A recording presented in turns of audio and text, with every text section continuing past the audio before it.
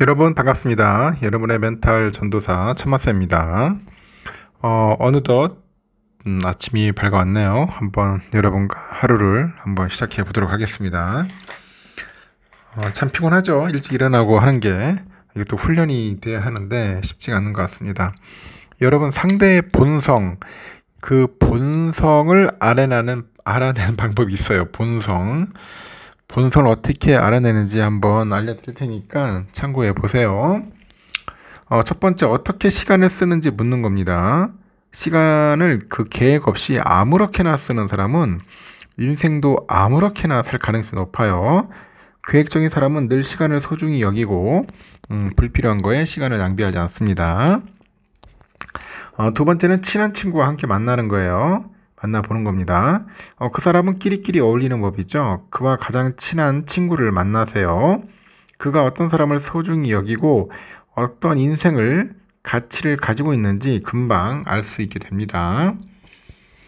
세 번째는 약속 시간을 지키는지 한번 체크하자는 겁니다.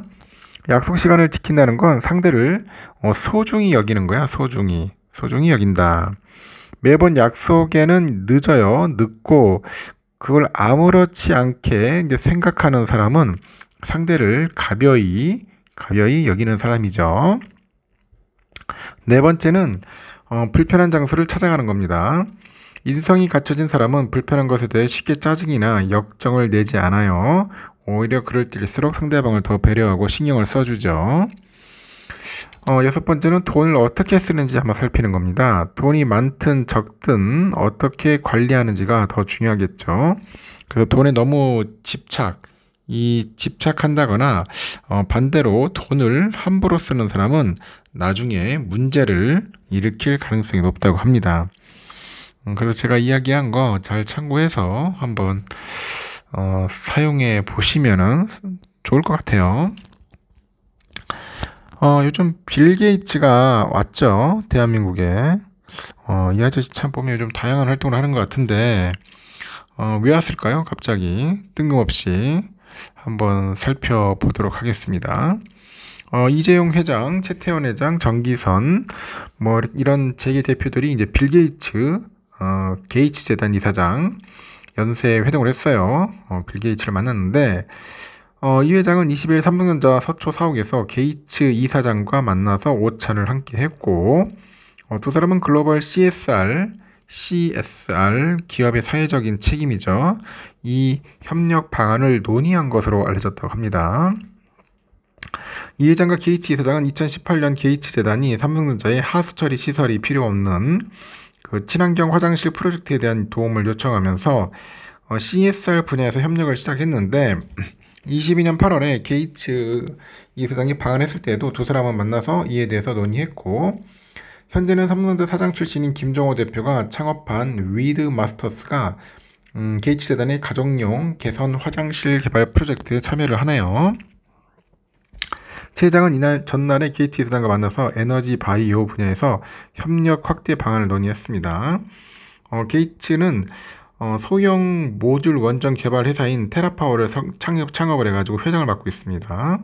SK그룹은 최 회장과 게이츠 이사장이 지난 21일 SK 서린빌딩에서 만찬 회동을 열고 SMR 개발 및 상업화 전략에 대해서 협의를 했고, SK는 테라파워의 2대 주주로 참여하네요. 최 회장은 이 자리에서 한국과 SK가 테라파워 SMR 상용화에 중요한 역할을 할 수 있다고 믿는다. 그리고 SMR의 안전성과 효율성, 친환경성을 바탕으로 시장 수용성을 높이는 노력을 함께 나가자고 합니다. 게이츠는 차세대 SMR의 빠른 실증과 확산을 위해서 한국 정부의 규제 체계와 공급망 구축, 이런 역할이 중요하다고 하죠. 그래서 이 경우 SK하고 테라파워가 글로벌 시장을 선도할 수 있다고 봅니다. 그래서 SK그룹과 테라파워는 그 이틀 연속 SMR 논의를 이어갑니다. 정 수석 부회장도 게이츠 이사장과 만나서 SMR 협력 강화에 대해 논의를 했는데, 정 수석 부회장이 게이츠 이사장하고 테라파워 경영진과 만나서 나트륨 원자로의 공급망 확대와 상업화를 위한 진행 상황을 점검을 하고 향후 협력 방안에 논의를 했어요. HD현대는 나트륨 원자로에 사용될 원자로 용기를 제작해서 공급할 예정입니다. 양사 간의 협력은 글로벌 원전 공급망을 구축하고 에너지 패러다임 전환을 앞당기는 마중물이 될 것이다. 그리고 HD 현대는 세계 최고의 조선사이자 제조 전문성을 갖춘 핵심 공급망 파트너라면서도 이 글로벌 원자력 산업에서 중요한 역할을 할 것이다. 그런 이야기를 하네요. 하여튼 참 이분도 참 다양한 활동을 하네요. 빌 게이츠. 참 알면 알수록 재밌는 사람입니다.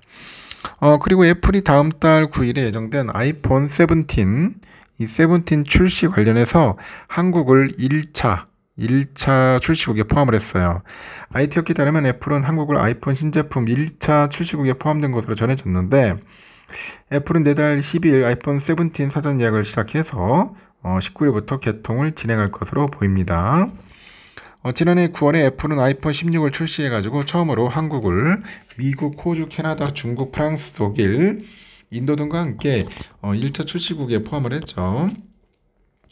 지난해에 이어서 올해도 한국을 1차 출시 국가 명단에 올리면서 시장 공략을 강화합니다. 애플은 최대 스마트폰 시장인 중국에서 정부 규제와 화웨이, 샤오미 등 현지 업체랑 경쟁이 격화되면서 판매 부진을 겪어요. 이에 따라서 상대적으로 비중이 작았던 한국 등 아시아 시장을 1차 출시국에 포함했죠. 시장 조사 업체에 보니까 올해 1월에서 7월에 국내 스마트폰 누적 판매량에서 삼성전자가 82%를 차지해가지고 압도적인 점유율을 기록을 했네요. 삼성은 올해 플래그십 스마트폰인 갤럭시 S25 시리즈가 인기를 끌다 보니까 시장의 점유율을 현재 강화하고 있습니다. 강화하고 있다. 그리고 애플 코리아는 그래요. 지난해 한국이 1차 출시국에 포함되면서 3분기 판매량 기준 점유율이 상승하는 효과가 있었다고 합니다. 다만 공식 발표는 아직 하지 않은 것으로 알려져 있네요. IT 전문 매체인 맥루머스는 아이폰 16 시리즈 대비 17 시리즈의 가격이 제품군별로 한 $50 인상될 것이다. 그런 얘기를 합니다. 가격이 오르네요. 보니까.